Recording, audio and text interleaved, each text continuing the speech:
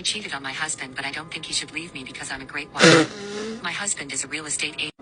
My husband is a real estate agent who works multiple hours and spends much of his time out.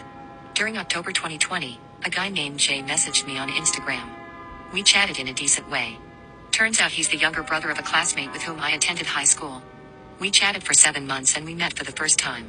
Soon after, we began to have an emotional affair which later turned physical. Despite knowing I had a family, I convinced myself that I was right. That it isn't serious and should be okay. Needless to say, I was denying my husband any cuddling or romances.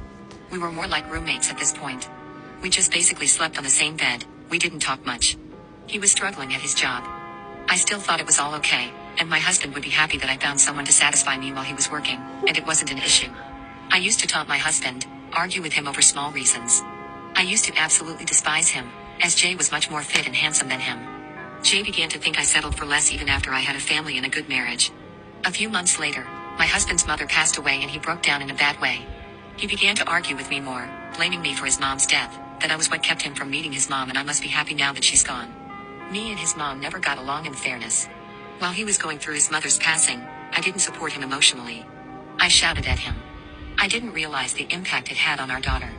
I told him in August I wanted a divorce. That further broke him down. I rented out a small apartment and moved out, taking my daughter with me. I told her I didn't want her near her father as he was having a mental breakdown and becoming emotionally abusive. Jay sometimes used to visit us. I introduced her to my daughter. They became friends due to similar gaming mentality. Things took the worst turn possible a month later. Jay tried to make a move on my daughter and turned out to be a pedo. She barely got out and called her father. I was working in the office then. She tried to reach out but couldn't due to my phone being on silent mode.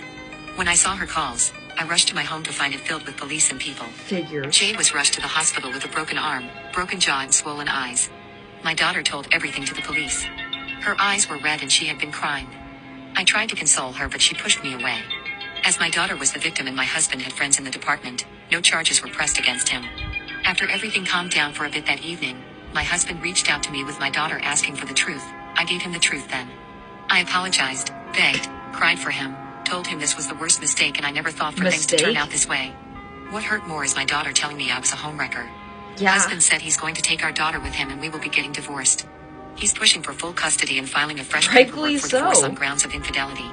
I told him I want to work on our marriage. Beg him. I want a chance. He isn't listening to me. I cut off all contact with Jay October 2nd. Jay's girlfriend contacts me and types out all the worst names you can imagine on earth. After that day, I started to work on my marriage.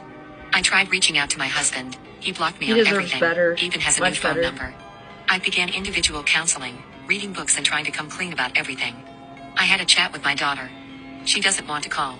I told her everything. Told her I was sorry and all I want now is just a happy family and I'd gladly give up everything to make it work. She tells me I'm selfish and that I would have kept her father in the dark only to get back with Jay and thank me for breaking up the happy family and home she has. No, Nov.